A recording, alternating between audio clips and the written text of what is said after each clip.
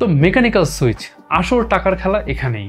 Mechanical কিবোর্ডের heart হলো এই সুইচ। এটা কত ধরনের ভাবতে পারেন? Linear, tactical, clicky, silent, optical, magnetic, Hall effect, low profile, hot swap compatible, lubed, pre lubed, hand lubed, short actuation, speed switches. এগুলো প্রত্যেকটা তৈরি করতে আলাদা ডিজাইন, আলাদা ম্যাটেরিয়াল আর নিখুঁত ইঞ্জিনিয়ারিং লাগে।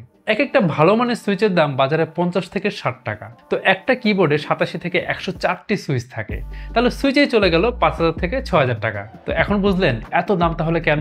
এটাই আসলে প্রথম কারণ। তারপর বিল কোয়ালিটি, ওয়েট বেশি মানেই দাম বেশি। আপনি একটা মেকানিক্যাল কিবোর্ড হাত দিয়ে তুললেই বুঝতে পারবেন এটা একদম স্টোনের মতো মনে হয়, খুব প্রিমিয়াম ফিল আসে। এখন একটা মেকানিক্যাল কিবোর্ড কি কি দিয়ে বিল করা হয়?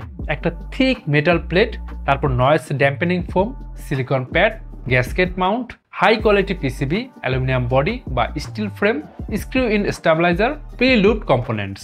এই জিনিসগুলো মেকানিক্যাল কিবোর্ডকে বানায় সলিড, হেভি আর প্রিমিয়াম।